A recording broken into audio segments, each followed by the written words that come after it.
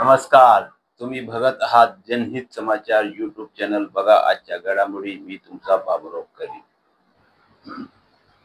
किंवा जास्त फार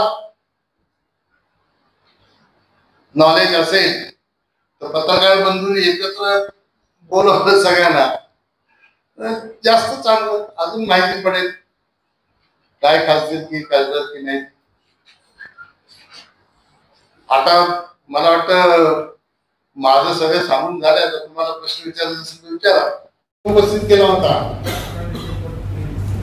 ब्लॅकलिस्ट करा, त्या उत्तराप्रमाणे कारवाई करण्याचं आश्वासन विद्यमान बांधकाम मंत्र्यांनी दिलेलं आहे. अशा प्रकारचं पत्र जिल्हाधिकाऱ्यांनी श्रमजीवी संघटनेला दिलं. मी त्याला जोडून असं सांगेन की जसं आता संजय घोरांनी प्रश्न उपस्थित केला, जर 600 कोटी रुपये मंजूर होते तर पॅचेस साठी अजून 100-125 कोटी, मला एक्झॅक्ट आकडा माहित नाही, 137 कोटी हे मंजूर करण्याचं काही कारण नव्हतं.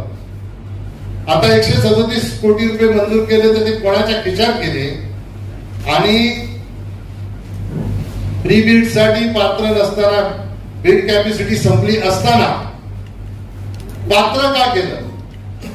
ज्याने पात्र केलं त्याचीही चौकशी राज्य सरकारच्या माध्यमातून झाली पाहिजे. आपण संजय हा मुद्दा उपस्थित करा, या गोष्टीला हायलाइट करा.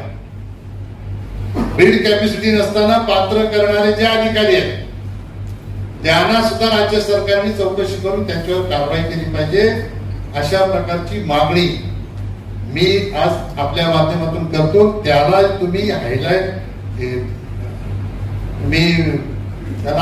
करा आणि तशा प्रकारची बातमी द्या. जिल्हा परिषद आणि नगरपंचायतच्या पंचायत समितीच्या निवडणूक येऊ घातले आणि शहापूर तालुक्यात आता निलेश सामने निशिक्षेने प्रवेश केलाय. आपण मागे सभा घेतली, सभेत सांगितलं की भाजपनं 15 पैकी 12-13 जागा जिंकली, तर त्यांनी प्रवेश केल्यामुळे आता मतदारावर काय फरक पडला? काय फरक पडला? त्यांनी 75,000 मतं घेतलेली. अरे 75,000 मतं विधानसभेला किती आली? जिल्हा परिषदेला किती येणार? आता जाहीरपणाने सांगण्यासारखं नाही, खासगीत माझ्याजवळ बसा, मी सांगेन तुम्हाला सुद्धा. हे जे काय असं पळपुटे धोरण आहे ना, माझ्याच हस्ते विक्रमगडला प्रवेश केला होता बीजेपी जवाहरला, देवेंद्रजींच्या उपस्थितीत. कधी पळून गेला पत्ता नाही. आता इथूनही कधी जाईल काय माहिती. आणि अशा प्रकारे खोटी कामं करून ज्याच्या त्याच्या पाठीमागे लपण्याचं काम जे करतात ना, त्यांच्यामुळे मतांवर काही परिणाम होत नाही. शहापूरची जनता आता सुज्ञ झालेली आहे, बरोबर आहे. जनता सुज्ञ आहे. जनतेला बिघडवणारी जी डोकी आहेत ना 4-5, ती ठिकाणावर आली की सगळं बरोबर होतं. शहापूरमध्ये आरोग्य व्यवस्था आणि गर्भवती महिला आजही डोळ्यातून प्रवास करावा. उपजिल्हा रुग्णालयात देखील सर्वसाधारण अनेक मृत्यू होतात. विद्यमान खासदार यावर लक्ष देत तुम्हाला काय वाटतं? मी त्या दिवशी रुग्णालयात जाऊन भेट देऊन आलो. माझ्यासोबत पत्रकारही होते. त्यावेळेला मी डेप्युटी डायरेक्टर हेल्थ त्यांच्याशी बोललो होतो. नंतर दुसऱ्या दिवशी पांडुरंग बरोबर आणि मी, आम्ही दोघे एकत्र असताना आम्ही हेल्थ मिनिस्टरशी बोललो. आता राज्य सरकारची भरती प्रक्रिया ही सुरू होणार आणि भरती प्रक्रिया सुरू झाली की आपल्याकडे जो स्टाफ नाही तो स्टाफ त्या ठिकाणी देण्याच्यासाठी प्रायोरिटीने आपण प्रयत्न करू. पण तुम्ही सांगतो तो मुद्दा बरोबर आहे. मी एक सर्पदंशाने पेंढर बोलच्या तिकडे एक वाडी आहे, त्या मुलाचा मृत्यू झाला. त्या घरी मी गेलो होतो. हे कदाचित शहापूरच्या उपजिल्हा रुग्णालयामध्ये जी सुविधा सिव्हिल हॉस्पिटलमध्ये ती असती तर कदाचित तो मुलगा वाचला असता. दुर्दैवाने तसं झालं नाही. मग आम्ही आता वेगळ्या पद्धतीने तिकडे काय आपल्याला व्यवस्था करता येते का, या बाबतीतलाही आमचा विचार मंत्री महोदयांची चर्चा करून सुरू आहे. त्यात शहापूरच्या जनतेला कशा पद्धतीने आपल्याला आरोग्याची सुविधा देता येईल याच्याकडे आमचं लक्ष आहे.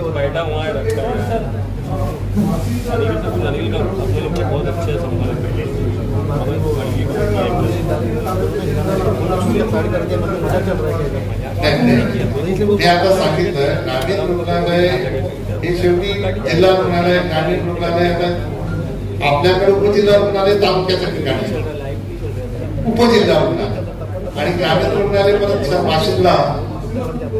हे बरोबर आहे, लोड आहे, ते नियम आहे. एक आपलं आरोग्य केंद्र 35,000 लोकसंख्येच्या हिशोबाने असते. आता ती जास्त झाली असेल तर आपण दुसरं आरोग्य केंद्र दुसरीकडे लावू. प्रश्न काय? जर तिथला उड्डाणपूल सोडणार आहे सुंदर करण्यासाठी आणि त्याच वेळेस जर भुयारी पोर्टल जर सुरू करणार आहे तर मग नागपूर सरकार प्रयोग तो काशीगावला सुद्धा प्रयोग केला आहे. तसं जर मेट्रो आणि जर उड्डाणपुलाचा एकत्रित प्रयोग केला तर आतापर्यंत तत्वता मांडण्याचं तिथे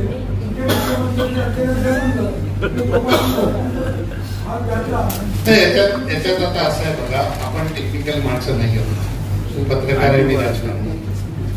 त्याच्यामध्ये खरं हा प्रोजेक्ट कसा व्हायबल आहे बघणारी यंत्रणा आहे, त्याच्यानंतर सर्वे करणारी यंत्रणा वेगळी आहे. तर डीपीआर बनवताना आपण या सूचना, आपल्या सूचना, आम्हाला असं वाटतंय की असं व्हावं.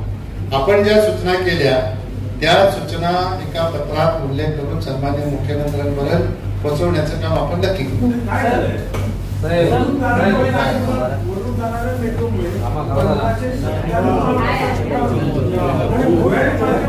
बरोबर आहे, हा मुद्दा बरोबर आहे. आता एकत्रितरित्या भुयारी मार्ग करताना वरचा फ्लायओव्हर होईल किंवा काय हे ठरवणारी यंत्रणा जी आहे ना ती वेगळी आहे. त्याच्यामुळे आपण त्याला सूचना करू. आजच्या बातमी समाप्त होत आहे. उद्या परत भेटूया नवीन खबर घेऊन. आमच्या चॅनल पहिल्यांदा बघत असतील तर सबस्क्राईब आणि लाईक करा. व्हिडिओ चांगला वाटला तर मित्रभरात शेअर करा. व्हिडिओ कसा वाटला त्याबद्दल कॉमेंट जरूर करा. आमच्या चॅनलचे व्हिडिओ तुम्ही पूर्ण बघितल्याबद्दल धन्यवाद. जय हिंद, जय महाराष्ट्र.